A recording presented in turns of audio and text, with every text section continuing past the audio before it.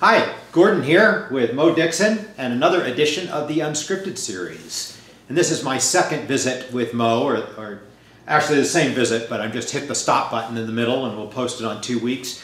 And I thought we'd talk this time about the beginnings of my Moe. Great. And you know, I tell this story so many times, but you know, I remember you coming up here in about January of '08, and 20 feet of snow. There was a ton of snow up here. Yeah.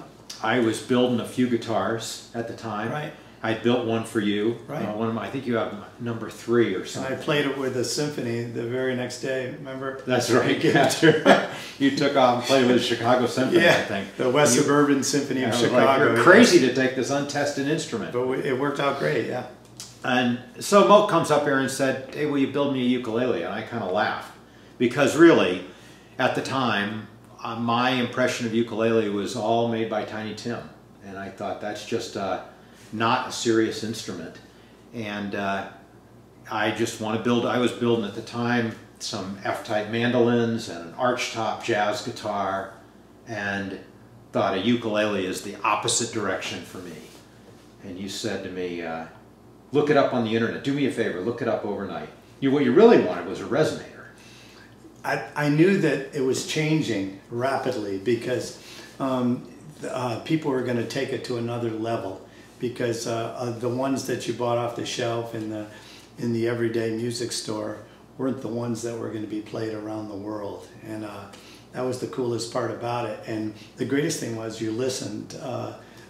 We laughed a lot. Yeah. We cried a lot too, because at the point of it, it was kind of like skydiving for us. Yeah. You know, wasn't it? Well, I mean, you know, for me, I didn't know the different sizes of ukulele, and so you said, well, look it up overnight, and so I started researching it. But you wanted a resonator, you know, in addition to, you know, and this was the first one. This was number 1 right here, yeah. And but the second one was a resonator. Right. And I'd never built a resonator or anything, so I didn't know how they worked inside, how the cone and the sound well worked. And I remember prototyping that and thinking, how am I going to support the cone? And I went and got one of those sonotubes, I think they're called. They're cardboard that you pour concrete into. Right. And I thought, you know, maybe I can carve this on the lathe. We had the PCP pipe. Oh yeah, I had. I think it's called PCV. I think PCV might be correct, but yeah, PCV. Yeah, we just did all sorts of crazy things, and that was a very fun time in kind of the birth of my Moe, because you came up nearly every day. I think between once I got going in like March through, I would say July, when the Portland Uke Fest occurred, you were up here almost every day. Right. You know, as we were working on the design and how's this going to work and how's that going to work, and the neck shape and the body design, and, you know, trying to marry kind of my engineering background and here's, you know, how it'll be built, and your musician background, and how it would hold up on the road as an artist. That was big. Yeah, that was huge. You know, it's got to last me, and I've got, you know, here's something, I don't know how many gigs this has played. Hundreds. Quite a few. And but it had to last, and it had to sound the way you wanted it to sound. It had to play the way you wanted it to, you know, to play. And in a lot of ways, I mean, there's a lot of changes since this first one, but this is a tenor, and the outline of the body hasn't changed. And of course, there's our, you know, signature headstock on the first one. That was luckily sharp. Yeah, it was sharp, yeah. Because if we were left in that building by ourselves, who knows? it wouldn't have been pretty. I don't think anyone would have wanted it. No, it wouldn't have been pretty at all, I tell you. But you know, we finished up those first couple and went off to the Portland Uke Fest.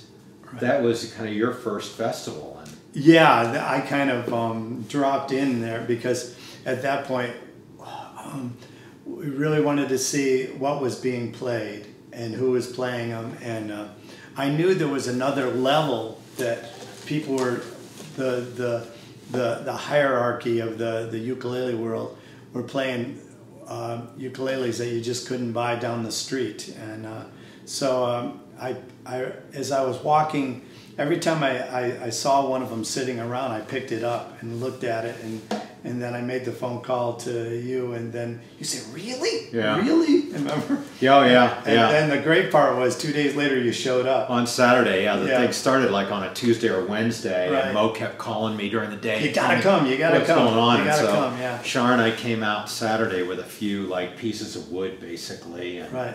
I remember people broke for lunch, and you had them so whipped up into a frenzy. They were just crammed around our table, Yeah. just to see what we were doing. But Well, we had to play at one point.